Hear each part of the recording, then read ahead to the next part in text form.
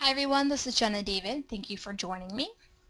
Today I will be going over the Beth Israel Deaconess Medical Center case analysis that I put together based on the case study. It was created specifically for POL 510, which is Public Management for UMass Dartmouth in 2014.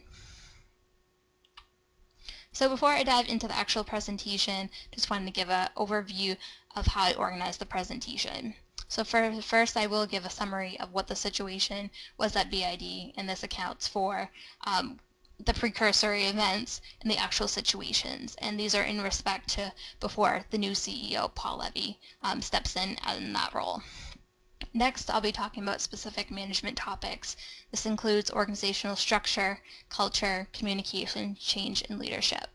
So for each of these different categories, what I will be talking about very briefly is their roles and importance in management, direct connections to the case study, their successes and failures in each of the areas, as well as any general lessons learned from the case study. And really that's the objective of this assignment, is to be able to pull lessons that can be applied to public management situations and decision making.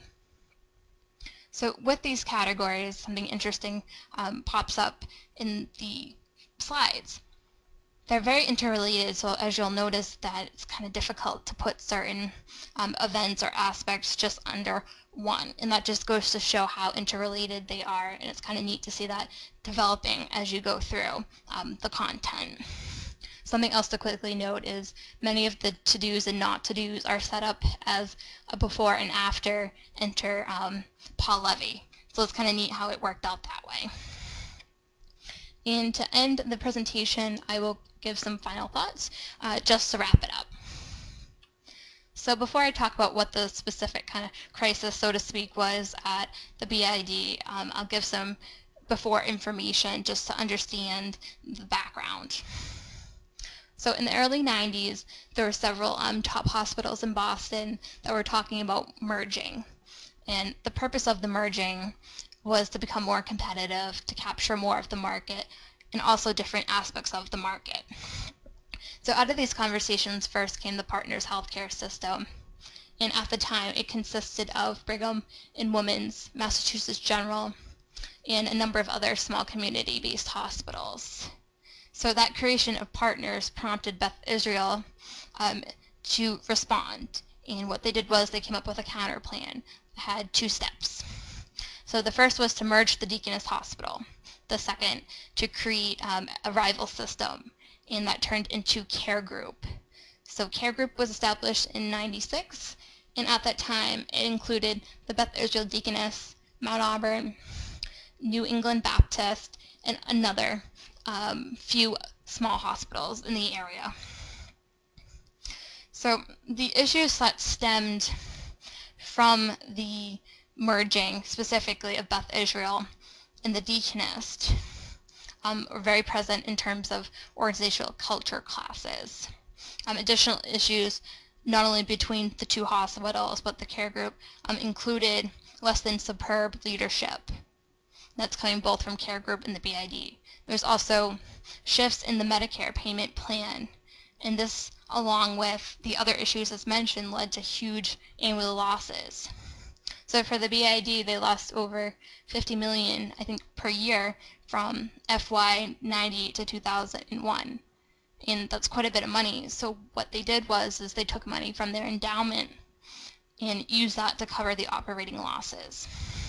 And these huge operating losses were very infuriating to certain Care Group members, such as the Baptist and Mount Auburn, who were actually doing quite well for themselves, generating revenue. So this animosity kind of continued to rise. And you'll see it in some of the other slides. So kind of with the sort of animosity and more about losing money, the BID had to come up with turnaround plans, and there were many of them. As Levy mentions, there was like a new one for every 6 to 8 months during that time period. And even though these plans were great, coming from different consultant groups, there's little to no results in each one. And Paul Levy is able to give a little bit of insight on this because at the time he was the Chief Operating Officer of Harvard Medical School. He was the liaison between the dean, the medical school, and 17 other affiliated hospitals. So what he actually did was he sat on or attended steering committee meetings, and this was about the plan for BID. And as he got kind of engrossed in these, he was actually asking questions. And these questions were, so, why is nothing being carried out? Why is nothing being done? The general responses were that there were pushback from the doctors and board members. Levy says that this was really, a failure in execution. He points out particularly that the issues in the hospital have virtually nothing to do with medicine or healthcare. They are management and business issues, not healthcare issues. So some of the issues were not being able to reach agreements, decision making, and really communication issues at every level. So as this went on, there were some large changes in management. In the summer of 2001, Reinerson was removed as CEO of both Care Group and BID. At the same time, Rosenblatt ended his term as the interim president of BID. So this new job opportunity opened up. And Levy looked at this as an opportunity for him to use his business and administration skills to turn the BID around. So he did apply. It took about a month for the board at BID to offer it to him. And at first, he himself kind of questioned this because he didn't have the strongest background in healthcare. But what he did have was experience in administration, budgets, strategic planning, community, and government relations. And these are really the attributes that made him such a good candidate and fit for the position. He was somewhere kind of in between the outside and inside of the box and had a great record of taking challenges and succeeding, which were presented in several articles from the Boston Herald. So to refer back to different areas in organizational theory, first we talked about structure. And first I'll talk about some of the serious challenges that were facing BID and Care Group. So there were two boards, one Care Group and one BID. And the problem with this is that when you have two different groups, you're not sure who is, there's power relation issues. And this actually came up with Mount Auburn trying to leave Care Group. Mount Auburn board said yes, Care Group said no. What do you do in that type of situation? So really organizational structure defines how activities such as task allocation, coordination, supervision are directed towards the achievement of organizational aims. And not having these structures laid out was very problematic in many ways. Another issue was that the CEO of Care Group and BID was the same exact person. This becomes an issue if the interests of BID and Care Group are not the same. And apparently this was somewhat of an issue, as Levy mentions. He was a little suspicious of Reinerson and the interests of Care Group not reflecting BID. In the same light, BID also had a president at the time that was Rosenblatt, and to have these two high-level executives, unfortunately there was a lot of communication issues, and really the position of president was not well defined at that time. Another issue was the chiefs, in particular, largely from academic backgrounds, so not much as administrators or really as managers. So they weren't very great at not only communication, but really working with lower management and your typical employee. In addition, the BID board was very large. When you have a large board like that, the problems become accountability, motivation, and participation. So definitely one of the recommendations which Levy implemented was to shrink the board down. Additional improvements is Levy actually became not only the CEO but the president of BID. So there were not a president and a CEO, and also he didn't have an executive role in Care Group, so it divided, which I would consider to be a good thing. Levy also rearranged and added steering committees, and that has to do with the Hunter plan that comes out. And these steering committees included a broader range of staff, and actually excluded the chiefs, which was an issue he had to personally deal with. But all of this was to become more decentralized. So organizational culture is the next aspect, and culture is very diverse. It can be anything from, policies to, direct actions, indirect actions. There's many things that make up culture. And as mentioned before, there are some serious cultural differences and issues between Beth Israel and the Deaconess. They were both very different. Although they had quality and care in common, the difference was that the BI was a large academic hospital where the Deaconess put a great emphasis on surgical specialties. So the question was, well, what are your priorities, sort of thing. And I think from the lesson perspective, you should make sure that your visions, your practices, and management styles kind of mesh with each other before you try to integrate them. There's a little homework that should have been done before this merger was proposed, and in the way it merged was another issue. Putting all the departments together did not work very well. Another issue, as I mentioned before, is the vision became lost in this transformation process. When you've got two visions and you're coming into one, there needs to be some kind of session to put them together, and it got lost in that whole transition phase. Another issue was that the ordinary staff, nurses, physicians were largely not included in the decision-making process. In addition, the extent of the problem, the BID problem, was never addressed with all the employees. So most of them were just working as if the BID was going to continue on like this forever. So there were a lot of improvements that Levy was able to make in organizational culture. This included creating an environment based on honesty, inclusiveness, and staff importance. He was able to help clarify and communicate the vision. So the ship is sinking, but I have a good plan. This is kind of the idea that came about with Levy. He made it clear that the BID could not continue to operate this way. But he also said, I have a vision, I have a good plan to kind of sort of turn this around. And that kind of created not only sort of ownership, but really kind of prompted people to become a little bit more motivated and focused. Something Levy did was he posted that new turnaround plan based on the Hunter suggestions online.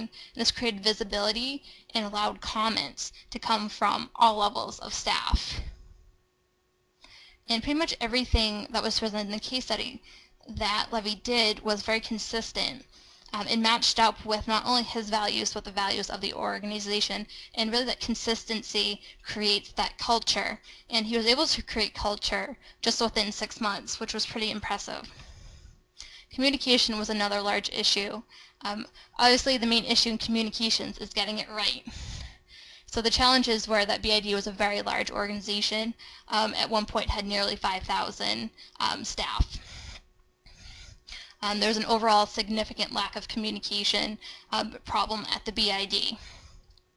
Another issue connected to care group was that the hospitals did not talk or interact often, particularly the presidents. So some of the improvements included Levy was very thoughtful and concise with every message that went out.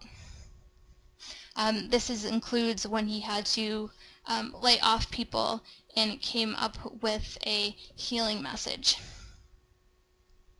He, in addition, always actively listened and responded quickly, so that's kind of relating back to organizational culture as well. He also established what he called the kitchen cabinet, and it was created to improve the communication specifically among department heads and executive management. So this is just a more direct line of communication, and this is also connects to organizational culture as well. Levy also suggested forming a management group for the care group presidents. This not only creates kind of communication, but talks about interest, and you can identify problems kind of sort of ahead of time sort of thing and work things out.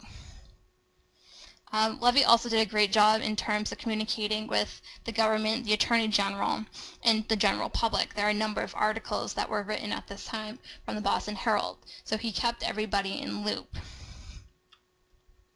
So organizational change is another aspect that really embodies everything he was doing. So the Cotter's model is presented to represent steps in organizational change that need to occur for the change to, for the most part, be successful. So from the beginning is establish a sense of urgency. And that was very present with him pretty much saying, if this is not successful, we're closing our doors.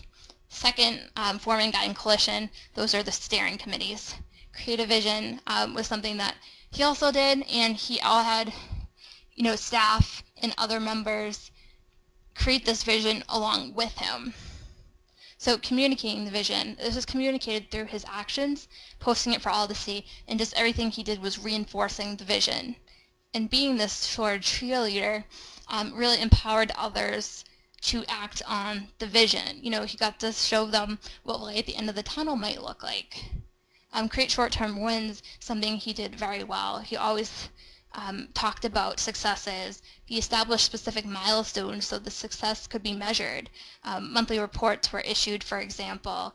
When the purchase of the Glover Hospital in Needham went out, he sent an email congratulating and talking about the future.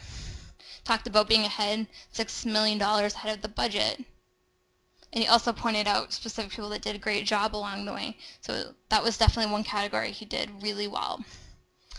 So consolidate improvements and produce future change. So there he came up kind of with that 6-month review, and he talked about what had occurred in future improvements as well as what was going well for the organization. And at that point, number 8, to institutionalize the approach was still new. I mean, 6 months is not a lot of time to really institutionalize all these different things. So leadership is one of the strongest categories, and the definition of leadership is someone to direct and energize people to achieve goals. And I think this really embodies who Levy is, or at least presented in this case study. So his management style was representative of teamwork. He was supportive and was participatory in terms of getting everyone to have a role, to be able to speak up, allow for that to happen. His goal setting and planning really helped to set out not only what they wanted to achieve, but how to measure it and what the future would look like. One big aspect was that Levy did not run away from a challenge that was highlighted on his record. And for example, some of the things that he had to deal with were the layoffs, firing the CEO due to mixed management and also not relating to his style. He had some chiefs that he bumped heads with. The question of whether to dismantle care group. Do we default on the bonds? I mean, these were all large obstacles and things that he had to make decisions on, and he stuck to them. Everything he did in terms of actions and emotions were very calculated. And I think this is kind of a neat quote.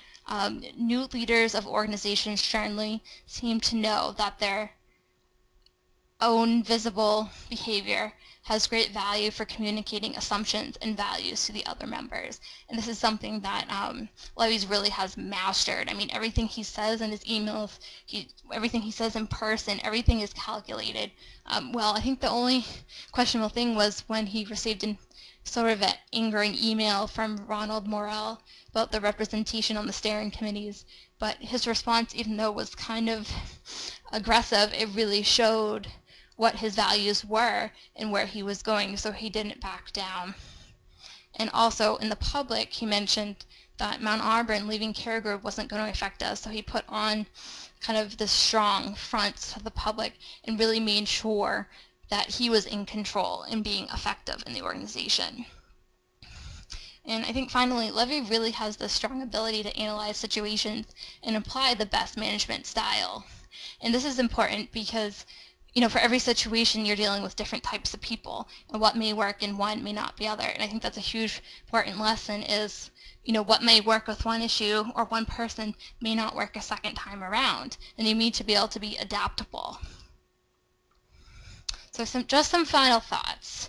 Levy's undertaking at Beth Israel was just so impressive, very inspirational. And obviously we were only shown his perspective. It would have been kind of nice to see more, for instance. But overall, if you have great management, much can be accomplished. And I think the takeaways are, good communication is important.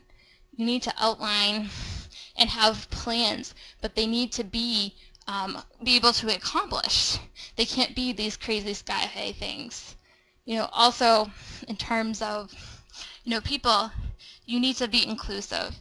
You need to allow people to have a say in things, kind of be that sort of people person. So thank you for listening to me, and as you can see, these are the references, and that is the end of my presentation. Thanks again.